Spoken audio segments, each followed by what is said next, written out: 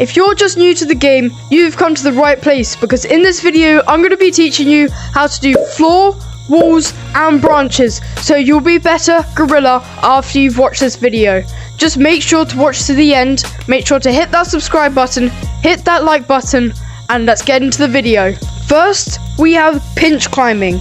This is very important when it comes to lava monkeys chasing you this way or something like that, or you need to get high ground and quick. So first you want to put two hands on the wall like this. So pinch it like this, both hands, and you want to throw yourself up and catch. Okay, so pinch, throw, catch, pinch, throw, pinch, throw, pinch, throw, pinch, and make sure that you throw yourself against the wall instead of away. So like loads of people go like that. You want to be able to push yourself forward like this. So up, and then gradually you'll get faster over time.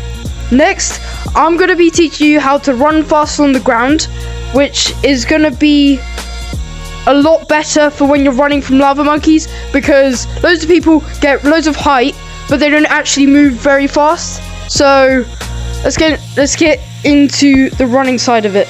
You want to be able to, instead of like this with two hands, you want to be able to use your two hands independently. So one hand moving it this way, and you just want to finish it off with this hand as a quick motion. You can do it as circular. I prefer to do it like this, as both hands doing circular. So like this. So instead of going like this and using two hands at the same time, you want to be able to move your arms independently. Or even like this, if no one's chasing you and it's all calm and it's the first tag and they're on the other side of the map and you just want to walk normally but actually have some speed in it, you could just walk like this. Next, we have wall bouncing. This is quite a tricky skill to do and learn, because when I was a rookie or a new player, I always used to go either too far forward or too far back, and I used to just turn out like this and just fall straight off on the either behind or in front. You want to be able to move your hands equally like that. You just want to keep that same motion, just going like this. You can take your time with it, because you can stick to the wall for about 2 to 3 seconds, so you could just go like this.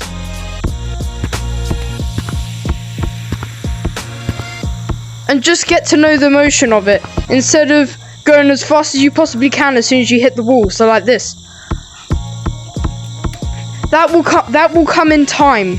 Next up, we have walls. I find this wall the easiest to practice on. Okay, so the first one is wall climbing. Bounce from wall to wall. So like, once you've learned how to do the wall bouncing over there, it should be a little easier to do it like this. But you want to move your body with it. So if you're bouncing this way, you want to then look that way. So like this. So then you know when where you're going, and then speed will come over time. It's the same with everything else. Speed will come in time. Once you pick up some more speed, you should get something like this. We're gonna go with vertical. So you want to have one hand out like this.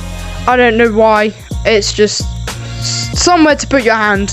And with the other hand, you want to sort of do this circular motion, but you want to move your body close to the wall as you're going up, so then you don't just go like this, and then you hit just straight off. So you want to be able to move your hand close. So you want to be able to move your hand in that circular motion into the wall. So like this. If you ever find it tricky to get up the wall and you just slowly start stopping or slowing down a little bit, you might want to move forward or to the next section of the wall. I just find that a lot easier, so then you can hit it like this. Let me start from this wall. Verticaling is a lot harder than Lucioing, so I'm going to show you how to Lucio.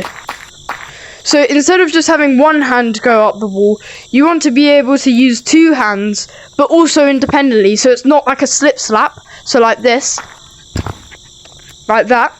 You want to move them independently like you did when you were running. So you want to have one hand along the wall like this, and then the other like that. I just find it a lot easier, so then you don't have to, I don't know, it's just a weird angle. So if you move your hand like this in sort of a circular motion in a way, same trying to push yourself against the wall. If you ever feel like you're going too far away from the wall, I recommend like pushing yourself in, but don't make sure that you don't go out your boundary and just hit the wall. You want to be able to do this circular hand motion like this, like you were like this. You just want to do the exact same thing, but just on the wall. A bit like that. So if you start losing it on the wall, just move forward like this. I'm so bad! So like this. Oh my god! Like this. Oh my god! Like this. Oh my god! Like this. Next up, we have wall running. This is a quite hard technique. I only used to be able to get like 2 steps, and then once you get to know like the gravity and the motion of Gorilla Tag, it gets quite a lot easier. So let's get into it. You want to put your hand against the wall like this, like we were in the Lucio, and you just want to move your arm up in an up motion, but you also want to be able to move your body close to the wall. You might sort of want to tilt your head.